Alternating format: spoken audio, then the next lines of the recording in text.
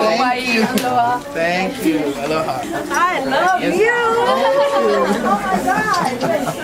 I know you guys are hard at work, but I just wanted to have some FaceTime with you guys as the upcoming designers, you know, coming out of Hawaii, and I just wanted to bring them, and I asked them to each bring a piece that they auditioned with, so you guys can kind of ask them questions, any questions that you guys have as far as advice or where you guys are now, where they started. Let's just go that way, you know, just go for it. I'm glad I brought this piece because it basically shows how much I didn't know when I made it. So wait, one second. Oh, wow. Yeah.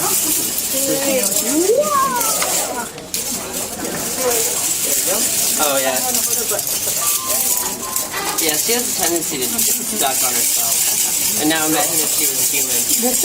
Okay.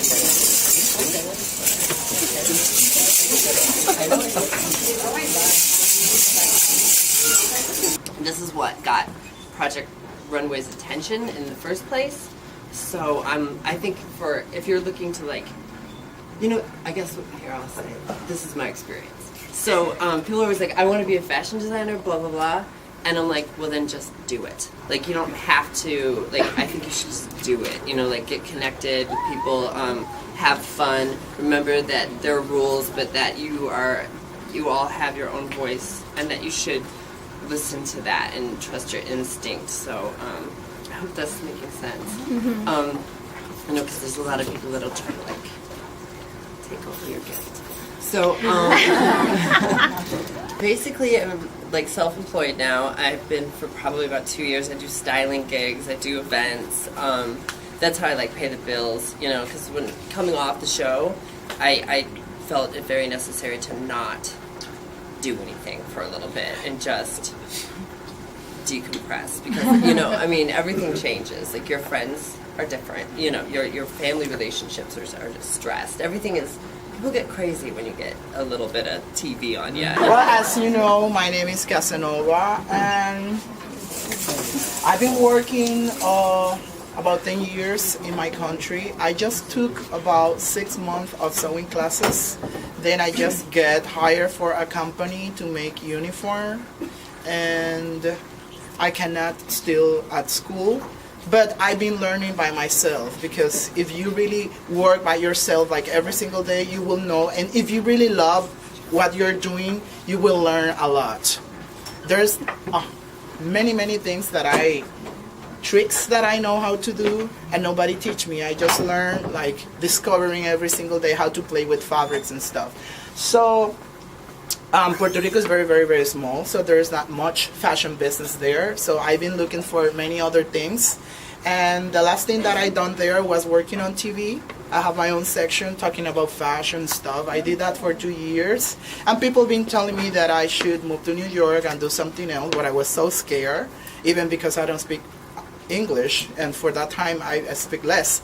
And I was thinking probably I should move to Miami, but Miami probably same thing as Puerto Rico, a little bit more upscale, and I was looking for something more challenging.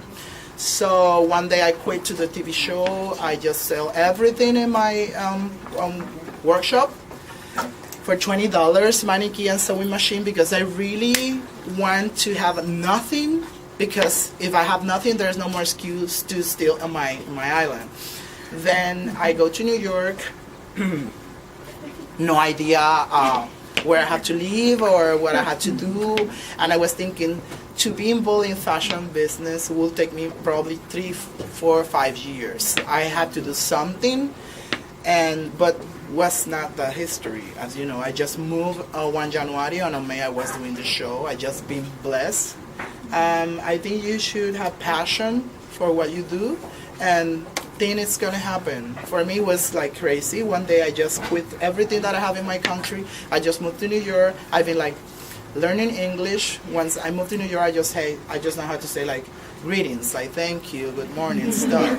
Most of the people in my country know English, but I never been interested in English before.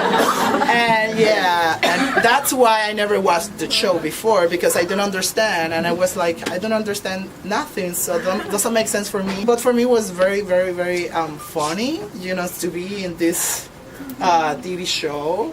And I know I've been like struggling like every single day, but you have to see life as opportunity. Like every single day there is an opportunity. I never expect my life like doing this, like step in the front of Hawaiian people talking about my experience. Just have to do the things at the moment, because if you're waiting for get ready, you get old and you will never get ready.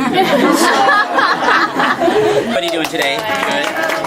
All right. Well, I started out as a milliner's apprentice, and so I was learning the art of building hats and making wools and different things like that.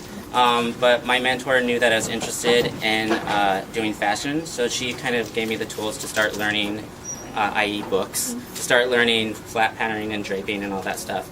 And then I started to learn how to construct things under the machine, because I always used to hot glue things. And so I'd wear something, I would wear something and I couldn't wear it for like a month because I'd have to hang it out the back door so it'd air out. So I started sewing, and my first job sewing was piecework for a purse company, and I sewed zippers and purses for 75 cents a piece. And now you have to understand, like when you sew in a zipper, you know how long that takes. Who likes to do zippers here? Anybody? Raise your hand. Right, exactly.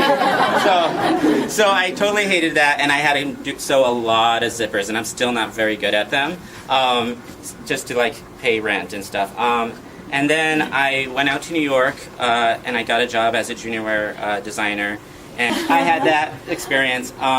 And then I broke my hip, and I went back to Denver, where I'm from, and there's not a fashion industry there at all. So the next best option was to go into theater. And in theater, my boss who hired me really took a chance on me, because all I had was like my work and my portfolio from my design work, not necessarily my stitching work. And so I got into the room with all the stitchers, and these women have been there for 30 plus years. Like, they know how to sew, they know their stuff. And so I got there, and I was really intimidated. But with that experience, basically living in the theater, I really learned how to stitch. Like, that was like a crash course. I really knew how to construct things and tailor things properly and da-da-da-da. And so some of the girls were watching Project Runway, and they mentioned that I would be like good for the show. And so I looked into it, and I auditioned the first year, and my critique was okay, but they said that it wasn't cohesive, because what they want to see is somebody with a really strong vision, somebody that really keeps it all together and has their own focus in fashion. So they said that, my first critique, I remember they said I had mother and daughter. So like I had mother's clothes and daughter's clothes. They wanted to see it more cohesive. So I left, and they called me, and I made it all the way to the end, and they said they picked 15, and that I was the first like alternate. Did you guys hear the story? And so when they called me and told me that, like my heart was broken. Like, if you've ever been in a relationship and you break up with somebody that you really love, or they break up with you and you can't do anything about it, that's how I felt for like a year. And so like the next, yeah, seriously. And then so the next year, they called me, and they asked me if I wanted to audition again. I said, of course I want to. And so I went back with a more cohesive little collection, because I only showed 4 pieces actually there, because I was working on a 5th piece, which was a gown. And if you know my work, I don't really do gowns. Like, it's not good for me. So I went and I showed them my 4 pieces, and they were really impressed with how I listened to it. And they actually said, we feel like you really listened to us last year and took in our critique. And that's one thing as a designer you have to really be up for, lots of critique. And there's going to be a lot of people that tell you that they don't get what you do. And there's a lot of people that tell me that they don't get what I do. But you know what, there are people that understand who you are and what you give back to the fashion community, and those are the people you surround yourself with. Because I just always say, don't compromise your vision for somebody else. And I guess that's about it. And then I made it on the show. Yeah.